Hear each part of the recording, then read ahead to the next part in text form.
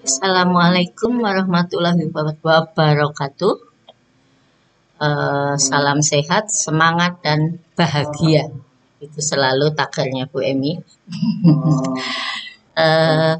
Hari ini kita akan mereview mata kuliah kesehatan mental. Jadi mengulas secara keseluruhan materi-materi yang sudah kita bahas, kita pelajari, dimulai dari konsep dasar sehat dan sakit sampai dengan model kepribadian sehat.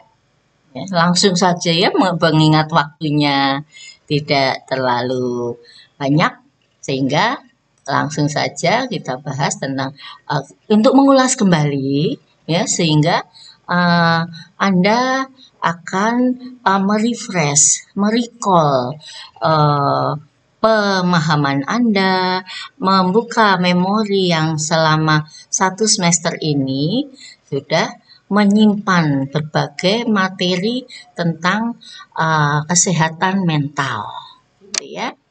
Tentang kita mulai dari yang pertama, konsep sehat dan sakit. Kita dulu telah bahas bahwa sehat dan sakit itu tidak semata-mata hanya sehat secara fisik, namun menurut WHO itu sehat dan sakit itu meliputi biopsikososial, yaitu sehat secara jasmani, rohani, dan peran sosial kita. Jika kita sehat jasmani rohani, maka kita dapat berperan sosial secara benar, bisa melakukan tugas-tugasnya sesuai dengan perannya masing-masing di masyarakat. Ya, sakit begitu juga. Sakit itu tidak hanya menyangkut sakit fisik saja, namun juga ada sakit psikis atau ada gangguan psikis, gangguan psikologis ya, gangguan psikologis kemudian bisa menjadi sakit secara psikologis, dan kalau sudah terkena itu secara psikologis terganggu akhirnya sakit, maka juga otomatis peran sosial juga akan terpengaruh. Jadi tidak bisa berperan sosial secara normal.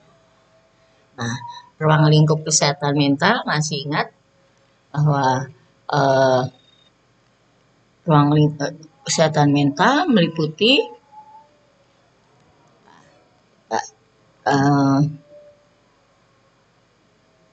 keluarga, masyarakat, begitu ya, pribadi ya, individu, keluarga, sosial, masyarakat, begitu. Jadi tetap selalu manusia itu hidup dalam konteks sosial, tidak berada di ruang hampa ya. Kemudian pandangan-pandangan tentang kesehatan mental, masih ingat ya?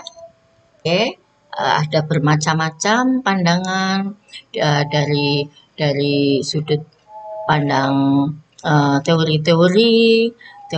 apakah itu teori psikologi medan, teori psikologi daya, teori psikologi analisis, atau psikoanalisis gitu. Kemudian juga ya, faktor-faktor yang memengaruhi kesehatan mental ya. Banyak faktor yang memengaruhi kesehatan mental ya, pastinya terdiri dari faktor internal, eksternal, begitu. Internal itu berasal dari dalam diri pribadi ya, dalam diri. Jadi itu bisa kepribadian, bisa genetik, kemudian juga heredity ya, keturunan, itu faktor keturunan. Kemudian yang itu akan memengaruhi dari dalam diri seseorang itu apakah dia faktor itu akan kuat mempengaruhi kesehatannya ataukah bisa dibarengi dengan faktor eksternal. Jadi mungkin kalau faktor internalnya itu eh, terlalu apa ya, dominan begitu, tapi padahal yang mengarah pada hal-hal yang negatif, mungkin dari faktor eksternal itu bisa menetralisirnya. Nah, faktor eksternal sendiri itu terdiri dari lingkungan, ya, bisa lingkungan sosial ekonomi, pendidikan, lingkungan budaya, lingkungan hmm, apa dalam keluarga begitu. Itu pengaruhnya juga kuat. Tapi kalau misalnya itu bisa saling mengisi antara faktor internal dan eksternal, itu maka diharapkan akan uh, mendapatkan satu kondisi kesehatan mental yang bagus, yang positif begitu.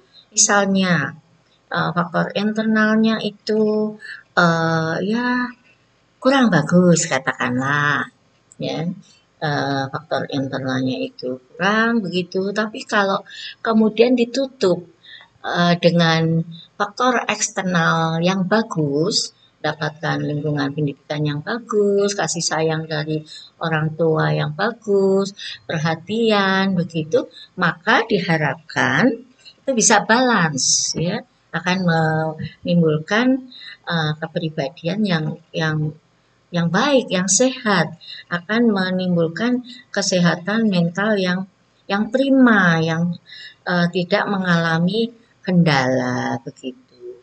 Nah, kebalikannya, faktor internal yang bagus, ya, tetapi kalau lingkungan atau faktor eksternalnya kurang bagus, maka ya itu juga akan mempengaruhi perkembangan kesehatan mental seseorang. Nah, akan lebih bagus kalau dasarnya, ya, faktor internalnya itu bagus, kemudian mendapatkan penanganan dari faktor eksternal yang bagus, maka itu diharapkan akan eh, apa ya, melahirkan sosok pribadi dengan kesehatan mental yang prima. Jadi menjadi sosok yang sehat, yang menyenangkan, berpikir positif, dan itu akan bermanfaat bagi kehidupan seseorang di selanjutnya begitu, ya. Nah, selanjutnya di dalam proses untuk menuju kesehatan mental itu kadang-kadang itu mengalami hambatan gitu ya. Nah, ini juga begitu. Pada hambatan itu jika seseorang dapat apa ya, mengalihkan atau mensublimasi begitu. Itu dengan hal yang positif, maka akan terhindar dari gangguan kesehatan mental yang bisa mengganggu kehidupan sehari-hari. Itu proses itu atau usaha itu namanya coping. Jadi suatu upaya untuk menuju uh, kesehatan mental supaya tidak mengalami gangguan begitu dengan cara-cara yang sehat, dengan cara hidup yang sehat, cara berpikir yang sehat, semuanya untuk masalah kesehatan mental ini selalu dikembalikan pada hal-hal yang positif, ya. Utamanya adalah berpikir positif. Kalau kita memiliki cara berpikir yang positif, maka ya insya Allah itu kita akan terhindar dari hal-hal yang merugikan diri kita sendiri, kehidupan kita selanjutnya. Dan harapan itu yang memang utamanya pada mata kuliah ini, kesehatan mental ini kita pelajari di jurusan PLS, jadi kita memang tidak terlalu mengkaji secara tataran teori, ya, tidak tataran teoritiknya, tetapi lebih pada praktisnya untuk kehidupan sehari-hari. Bagaimana menyikapi suatu masalah, suatu stres yang akibat stresornya itu sekarang banyak banget, apalagi di masa pandemi ini ya. Ini banyak banget orang yang uh, tidak bisa menerima keadaan yang seperti ini, terus adanya cuman protes negatif, selalu berpikirnya negatif, akhirnya dia akan kena, ya. Jadi tidak terhindar dari masalah, malah justru akan menimbulkan masalah bagi kehidupannya. Dan itu yang nggak enak sama sekali. Paling enak itu kalau kita bisa terhindar dari permasalahan, dan itu tidak juga harus yang kan ini duit susah, kehidupan sulit. Nah, bagaimana caranya bisa lepas dari kehidupan yang sulit itu? Umpamanya itu kenyataannya di luar itu ibu-ibu pada jualan masker, apa itu yang namanya face, apa itu menutup muka itu, face apa lupa saya ya. Itu tadi pagi-pagi itu ibu-ibu datang ke rumah saya, itu menawarkan face shield. Menawarkan itu, dan itu sudah adik saya pesan itu. Dan di pagi-pagi itu ibu-ibu itu sudah datang. Dia menjual bermacam-macam dan itu bisa menghasilkan uang. Itu loh. Nah, itu jadi bagaimana menyikapi kondisi yang sulit ini, itu ya, menjadi suatu, justru itu ladang untuk bisa menghasilkan mendapatkan uang untuk kehidupan ya sehari ini dan selanjutnya. Tidak hanya ngeluh saja. Kalau hanya ngeluh saja ya mana ada siapa yang mau ngasih duit hari gini, kan semua orang mengalami kesulitan, dan ini perlu diingat tidak hanya di Indonesia, ya, ini seluruh dunia. 135 negara atau berapa yang terpapar kena pandemi COVID ini. Nah, ini harus dipahami betul. Apalagi sebagai mahasiswa, itu logika itu harus selalu berjalan di depan. Jangan emosinya yang di depan, logikanya belakangan. Walah, itu rugi. Rugi. Anda belajar ini, kesehatan mental itu utamanya untuk diri kita sendiri. Baru nanti bisa menolong lingkungan di sekitar kita. Itu. Jadi kalau ada masalah, jangan cari kambing hitam, tapi cari solusi. Itu yang paling penting. Itu berarti menandakan bahwa Anda memiliki kondisi sehat yang meliputi biopsikososial. Bisa menyikapi kondisi yang sulit. Sesulit apapun, itu pasti bisa. Itu ya. Jadi tidak opo-opo ngeluh, apa-apa menyalahkan orang lain, apa-apa cari kambing hitam. Wah, kambing hitamnya udah disembelih. Sudah nggak ada kambing hitamnya, kemarin udah buat korban. Oke, itu coping tadi ya. Gangguan mental akibat gagal dalam penyelesaian. Nah, ini kalau tidak bisa menyesuaikan kondisi, ya kita terapkan aja dengan kondisi saat ini. Kondisi COVID ini ya. Kalau kita tidak bisa menyesuaikan diri dengan kondisi saat ini, ya itu tadi. Anda akan mengalami gagal dalam penyelesaian, itu kan akibatnya yang paling ringan stres. Stres lebih dalam lagi depresi, ya. Terus itu masih gangguan-gangguan. Kalau stres itu gangguan ringan. Depresi rada berat. Kemudian setelah itu sakit deh. Ya, kalau udah sakit jiwa itu penanganannya itu akan sulit. Dan perlu diingat bahwa kalau kita sudah terkena, jiwa kita sakit, itu tidak bisa begitu saja kita ke rumah sakit. Karena kondisi pandemi ini sebaiknya kita tidak ke rumah sakit. Ya, karena tadinya kita sehat, malah begitu ke rumah sakit banyak penyakit-penyakit yang bisa nempel ke tubuh kita. Apalagi ya, kalau kondisi jiwa kita lemah, ini di masa COVID ini orang-orang yang paling mudah terpapar adalah orang-orang yang dengan jiwa yang lemah. Ya, jiwa yang lemah itu antibodinya tidak akan berproduksi dengan baik. Jadi kalau kita itu jiwa kita kuat, ya berpikir positif, selalu bahagia, itu maka antibodi kita itu akan berproduksi banyak banget. Ya ini sama dengan yang itulah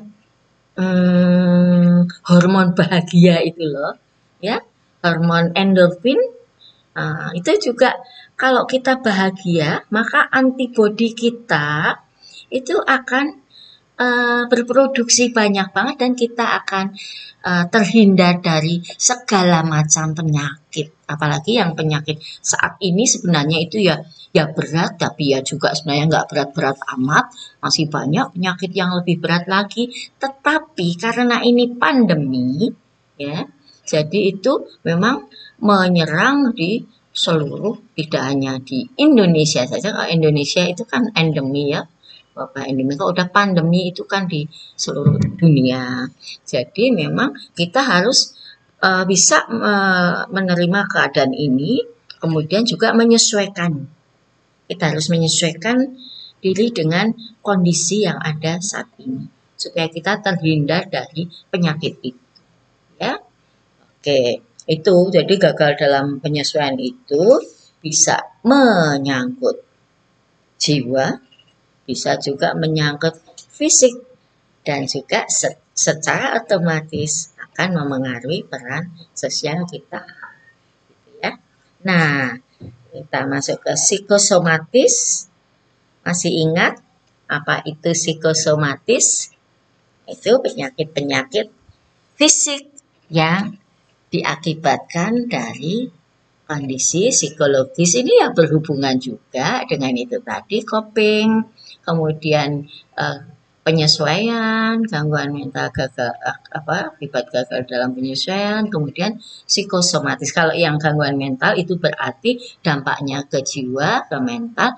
Kalau psikosomatis itu karena gangguan, kita mengalami gangguan dalam jiwa kita, ya, mengalami stres, depresi, mengalami kekecewaan yang berat. Nah, maka fisik kita yang lemah itu yang akan terserang penyakit fisik akibat gangguan mental atau gangguan jiwa. Ya, nah apa saja?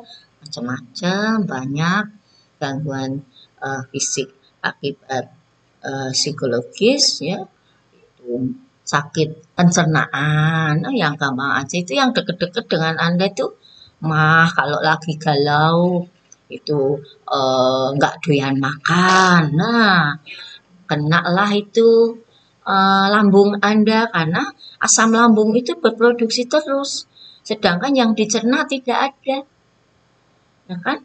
Jadi ya akhirnya asam lambung itu berproduksi, sistem pencernaan Anda bekerja terus, menggiling terus, tidak ada yang digiling, akhirnya kenalah itu lambung Anda, sakitlah mah. Itu yang mah itu ya kalau udah kena kayaknya susah deh ininya sembuhnya ya. Jadi jaga betul kesehatan Anda. Jantung, darah tinggi itu termasuk penyakit psikosomatis ya, dan masih banyak. Kemudian penanganan kesehatan mental itu ada penanganan apa? Pertama itu primer, sekunder, tersier ya. Jadi ada kita utamanya penanganan kesehatan mental itu memang dilakukan pada masyarakat, kesehatan mental masyarakat. Tapi kesehatan mental masyarakat itu juga selalu berawal dari kesehatan mental individu, kemudian keluarga, kelompok yang akhirnya penanganan kesehatan mental itu lebih pada kesehatan mental masyarakat. Diharapkan masyarakat itu sehat, tidak mudah terpengaruh dengan keadaan-keadaan yang sebenarnya ya suka orang yang mengalami seringkali itu ketidakpuasan dalam hidup. Nah, itu suka mempengaruhi orang lain yang akhirnya provokasi-provokasi itu ya. Seperti itu. Kalau orang tidak kuat jiwanya, tidak kuat mentalnya, akan mudah terprovokasi dan akhirnya akan eh, ya terpengaruh dengan yang harusnya tidak ada apa-apa, harusnya sehat ya akhirnya terpengaruh dengan hal-hal yang tidak baik.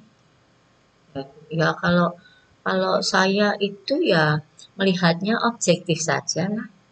Itu kalau kondisinya memang kondisi yang baik ya bilang aja baik. Tapi kan tidak bisa eh, semua orang itu terpuaskan dengan ya semua hal kan begitu. Karena banyak orang itu dengan banyak macam kepribadian, banyak macam latar belakang yang um, membentuk kepribadian seseorang sehingga ya seperti itulah. Jadi kita setelah belajar ini kesehatan mental ya seharusnya ya menjadi pribadi-pribadi yang sehat jiwanya ya dan juga fisiknya akhirnya bisa berperan sosial dengan baik. Kesehatan mental anak hingga lansia, nah ini penting karena kita garap itu lifelong ya. Jadi se, se apa the whole keseluruhan dalam hidup manusia itu garapannya PLS ya. Sehingga kita perlu juga membahas mengkaji tentang kesehatan mental dari anak hingga lansia. Ya, jika anak-anak itu bahagia di masa awal hidupnya, maka diharapkan dia akan tumbuh dan berkembang menjadi pribadi-pribadi yang sehat. Ya, di masa anak usia dininya, di masa anak-anak, masa anak sekolah, masa remajanya, kemudian masa dewasa hingga lansia. Itu maka dia akan jadi sosok pribadi yang sehat, yang dewasa. Dewasa itu kan pilihan ya. Ya, kalau tua itu pasti. Semua orang itu pasti prosesnya itu sudah otomatis itu. Anak ya, bayi, anak usia dini, anak-anak, sekolah, pra-remaja, remaja, pra-dewasa, dewasa awal ya.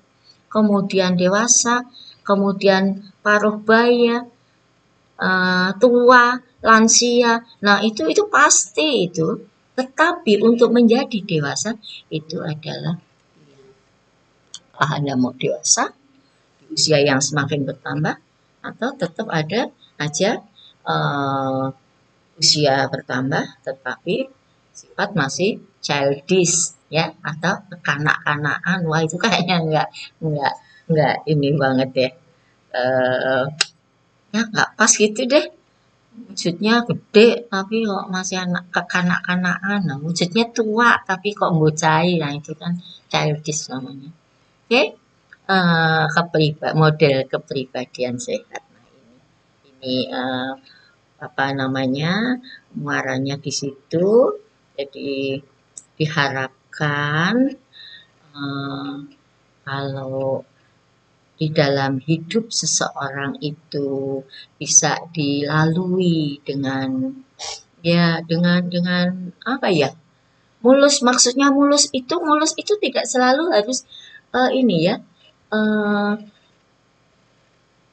harus duitnya banyak, harus apa-apa itu terpenuhi, tidak ya, tapi bisa ya itu tadi menerima kenyataan apapun kondisinya. Nah itu maka di situ akan jadilah sosok yang memiliki kepribadian yang sehat begitu. Tidak mengalami kendala, hambatan, mengalami misalnya ada masalah itu bisa bagaimana caranya bisa lepas dari masalah itu mencari solusi yang tepat supaya tidak berkubang dalam masalah begitu. Karena kan masalah itu tidak ada habisnya di sepanjang hidup manusia. Itu masalah datang silih berganti dan semua masalah itu harus diselesaikan. Kalau tidak selesai jadi nanti akhirnya akan tertimbun masalah. Ya. Nah, kalau sudah tertimbun masalah gimana caranya? Masalah satu aja itu berat kok dan itu harus diselesaikan. Nah, kalau masalah itu bertumpuk-tumpuk gimana mau menyelesaikannya kan begitu. Nah, itu jadi itu proses ya, tidak terus otomatis semua orang bisa seperti itu. Itu proses. Asal mau ada upaya, ada kesadaran bahwa kita semua ini pada dasarnya bisa menjadi memiliki kesehatan jiwa yang prima, bisa menjadi akhirnya memiliki sosok kepribadian yang sehat untuk bisa menghabiskan sisa hidup kita, menghabiskan waktu hidup kita, mengisi waktu hidup kita dengan hal yang positif. Pokoknya intinya itu ada di kata positif itu. Kalau udah positif apapun itu ya baik-baik saja begitu. Tapi begitu ada negatif aja, ya berpikiran negatif, akhirnya berbicara yang negatif, kemudian bertindaknya ya negatif, ya nggak ada positif, rugi aja deh gitu. Ya, itu keseluruhan dari materi mata kuliah kesehatan mental secara ringkas. Kita sudah review ya, intinya saja Anda supaya bisa mengingat kembali, merecall apa yang sudah Anda pahami ada dalam memori Anda, yang akhirnya akhirnya diterapkan dalam kehidupan sehari-hari ya. Terus pesannya Ibu dalam ini kondisi pandemi ini masih terus berlanjut, jadi